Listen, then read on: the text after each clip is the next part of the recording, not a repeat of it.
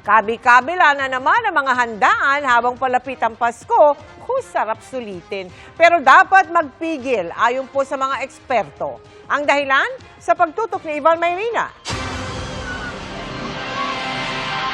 Mga panulak, sabayan pa ng putok-batok na mga pulutan at pika-pika.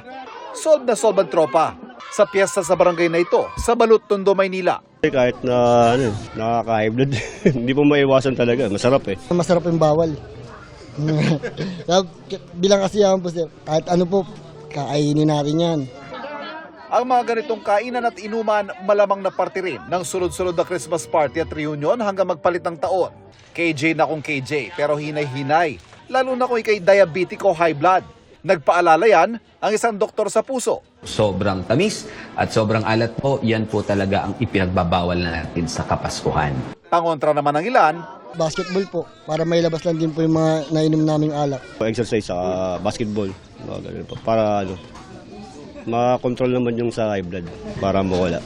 ang mga bagay na karaniwang sinasabi natin sa ating mga sarili, mga dahilan, katwiran at palusot tuwing tayo nakakainom o napapakain. Hindi ka tanggap-tanggap kay Doc. Meron po tayong mga kinakain na kapag na-store po sa katawan natin, nandun na siya forever.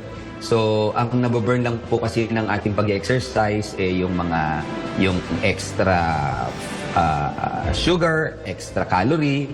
Pero kapag ang kinain po natin talaga ay kumapit na sa ating ugat tulad ng cholesterol, kahit ano pong exercise po natin, hindi na po matatanggal yun. So, it's not safe to assume or to think na nag-exercise naman ako. So, pwede akong kumain ng kahit ilang lechon o kahit ilang hamon o kahit ilang barbecue.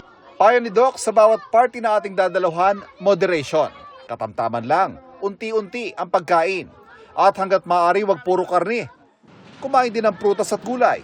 Ang alak, makapa-wine, beer o hard man yan, alak pa rin at may taglay na alkohol. Kaya para sa kalalakihan, hanggang 2 bote ng beer lang. Sa kababaihan naman, 1 bote lang. Ang epekto po ng sobrang alak ay pwede pong mangisay o manginig yung puso. Kaya po iniiwasan po natin yung mag-binge ng alcohol. Para sa GMA Integrated News, Ivan Mayrina, nakatutok, 24 oras. Mga kapuso, kasama nyo kami 24 oras. Mag-subscribe sa GMA Integrated News sa YouTube. Sa mga kapuso abroad, bisitahin ang GMA Pinoy TV at www.gmanews.tv.